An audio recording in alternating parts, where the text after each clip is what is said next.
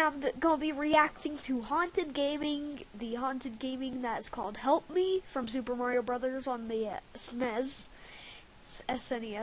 So, let's get to it. Also, guys, I have one more thing to talk to you about. So, first things first, if you want to watch this video or if you want to check this guy out, he'll be in the description below. And the comment of the day is going to be, if you want me to review a certain Haunted Gaming or do a reaction video to a certain Haunted Gaming, like it could be a Borderlands creepypasta, or maybe a Wii creepypasta, or maybe a Sally creepypasta, or just any creepypasta that you can find. I prefer the Haunted Gaming series because they have the best, but it has to be a gaming creepypasta, so leave that comment down below. And also, subscribe, like, comment for more reaction videos. I'm probably going to get scared because this one I always remembered as a pretty scary one because they actually have proof. So let's get to it.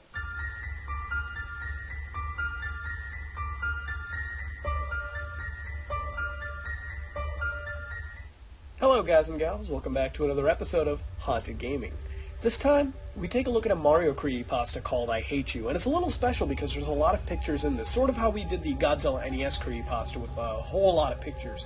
This one has a lot of pictures too, but that being said, let's dive in, see if it's good or not, and let's go in and see I Hate You, a Mario creepypasta. This isn't one of those haunted game stories. At no point are you going to hear me claim something within the game that spoke to me, reacted to my words, or forced me to punch myself repeatedly in the face. No, this isn't about a haunted game or a game doing something impossible or even something it shouldn't have. This isn't about a glitch or a hidden satanic message, and at no time did I phone Nintendo headquarters only to have my questions answered with hushed whispers or anguished screams. If the story is about a game feature I don't think anyone else has unlocked. That's it. No ghosts, no conspiracies, just a secret we are all supposed to find, but never did. Something that changes an entire generation's childhood and the very essence of a multi-billion-dollar franchise. This is about what I assume to be a previously undiscovered alternate ending of Super Mario World for the Super Nintendo. In 1996, I received my first computer as a birthday gift. I'd been on the internet before, had used computers before, and it had always been in school or at a friend's house. This one was mine, all mine. I explored the crude prehistoric web at the time with great interest. I downloaded all sorts of pornography and even printed it out, which made absolutely no sense. I also pirated media like a madman, music, games, anything. This is where I first discovered Mario World.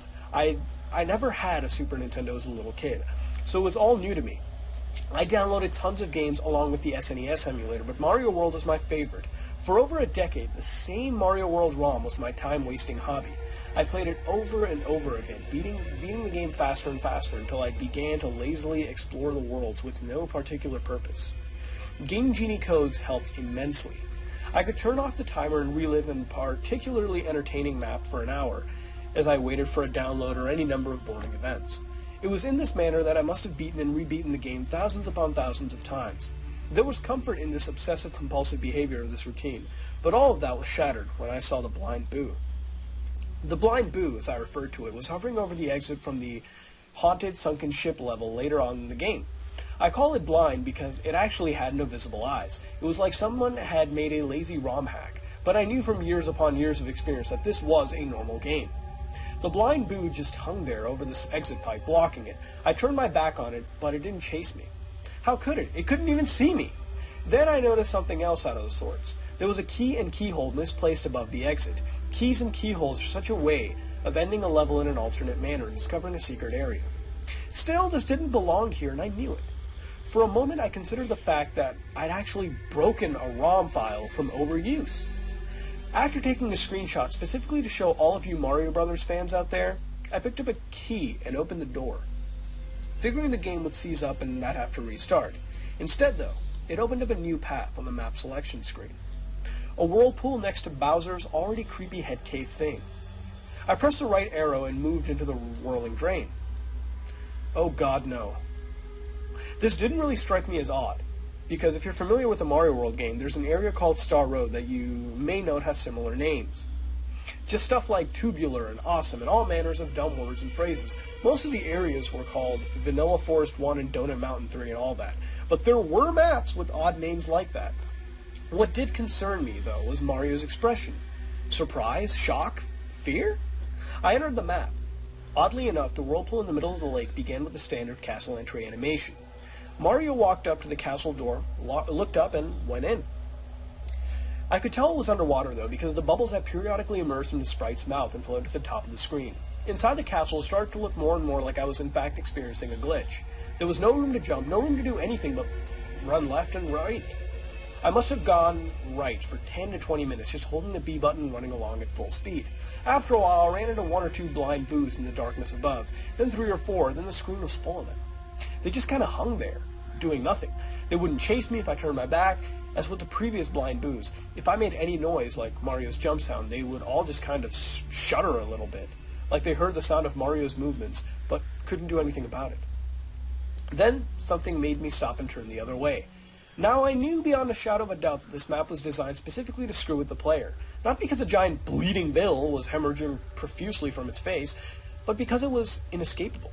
There was literally no way to avoid being killed by it, as you can clearly see above. That is, unless you're like me and you have a Game Genie cheat on hand. I switched on the code for permanent invincibility. I let the bleeding bill chase me for a while when I was invincible, just to get a good look at the thing. I stopped and killed it with my invulnerable touch. Only when I saw a message that hadn't been there when it had passed before. I hate you. That kind of creeped me out. But on the other hand, it was kind of interesting because it meant that this definitely was a map that was supposed to exist. There was some sort of plot element here. Something undiscovered. What did it mean? Who hated me? King Koopa seemed the obvious answer. Maybe it was the ghosts. Maybe when you're in a haunted castle that you found by the way of a haunted ship, a bloody-looking hate message isn't so unbelievable. I saw it again when I approached some giant boos. I was thankful that the blind boos ended at this point because the more I watched them shudder, the uneasier I felt, almost empathetic towards them. The thankfulness ended when I turned my back on the giant boos and this happened. The boos with faces I had seen before, they always looked mad at being awakened, angry that you were invading their haunted houses across the Mario World island. This was different, and they looked gleeful, demented. I could see right down their throats, which seemed odd given the lack of detail their mouths usually display. And yes, of course, I'm going to address the message you saw in the picture. Why won't you die? I don't know why. Am I supposed to? Who's asking? I let the giant boos touch me, and they died like the bleeding bills, of which I had encountered 2. Despite any attempt to scare the player, I knew that being invincible meant invincible no matter what they threw at me. After a while of running down the strange claustrophobic corridor, with no more eventful happenings, I came to a room with an exit pipe. Taking the pipe downwards, I came out the other end and dropped into a room filled with water. The water made sense, the castle, being beneath a whirlpool and all. I was rewarded for my troubles with a question mark block that released a mushroom for me. I could have easily done this with a cheat code, but that thought had escaped me as I faced all these new and strange sights. The first creatures I encountered in the underwater portion of the castle were thwomps. Unless you've been living under a rock since the mid-'80s, you know thwomps are stone-like square creatures that hang from the ceiling and fall whenever you come near. They try to crush you, essentially. Well, these thwomps, lined up in a tight row, dropped repeatedly and randomly with no real trigger or any sense of logic. They would just wait or drop whenever they seemed to feel like it. It also looked like these thwomps had been very successful thwomps. More cartoony blood. This was getting pretty unusual for the Mario Brothers franchise, which I hadn't recalled seeing blood in it at all. Now, I'd seen it used 3 times, the bloody bills, the messages, and these perpetually smashing, grinding thwomps who were working their victims, whoever they were, into pulp, forever. In the hampering effects of the water, I slowly walked into these things, making sure every single one touched me and died. There were almost 30 of them in a row. The sight of them mindlessly crushing over and over again just made me hate them with an unsettling intensity. What's weird is that the blood caused Mario to slide as if we were on an ice level. After walking through the gauntlet of depravity, I swam into a more open area that was filled with spikes on the floor and ceiling. It was difficult to swim in this manner without touching the spikes, but since I was still invincible, I didn't think much of it. I avoided them more for fun than out of any sense I'd be damaged. It stopped being fun really fast, though. Now I knew some of what was going on, though. The bloody mess, the thwomps were unendlessly spattering. It was other Marios. Past Marios that had tried to traverse this level and failed. I had to admit this was an excellent touch. Even if it was a bit ghoulish, whoever designed this map actually broke the fourth wall and showed you the bloated and motionless abortions of the player's own careless treatment of Mario's tiny life. The bodies only floated straight up and down a tiny bit, as if to show the effects of a light current. It was genius, and I couldn't believe I might be the first and only person to ever see this. I toyed with the idea of taking more than one screenshot and just present it to you. Basically, so all of you reading this could enjoy the secret map as much as I had, especially this weird little touch. But without swimming, without kicking or moving in any way, the dead Mario started to come at me. Like torpedoes, their faces remained blank and blue and dead, and they moved with astounding speed. They angled and positioned and worked all sorts of unique trajectories that left me almost nowhere to move. They continued coming at me and swarming and backing up to try again, and I just couldn't bring myself to let them touch me. I moved with more speed and skill than I had ever exerted, frantically trying to keep Mario free of the drowning victims that seemed dead set on rocketing straight into him. When I finally reached the purple exit pipe you see above, there had to be 10 of those things right behind, pitching, turning, chasing me. I entered the pipe as fast as I could, thankful that it worked properly and had Mario out of the situation in a heartbeat. The corridor that followed was empty. Thankfully, it was just a blue underwater hallway of sorts with nothing to avoid or kill. It was boring and predictable like the game had been all these years, which brought back a sense of safety. At the end of the hallway, I came to a standard pair of doors you'd enter to face a final boss. Besides the doorway, though, a mushroom power-up. I didn't touch that shit, though. Going through the door, as you would expect, a typical change of map views occurred, and Mario was standing on an ubiquitous bridge over boiling lava. Or had it been blood all along? I don't know. When Mario walked out onto the bridge, however, there was no boss creature. Instead, Mario immediately looked to the side and froze. I couldn't control him anymore. He just stood there. Keep looking until you see it. I didn't even see it at first, so I don't expect you to notice it right away. If you haven't spotted the thing, look in the third window from the left. FYI, that's not usually there.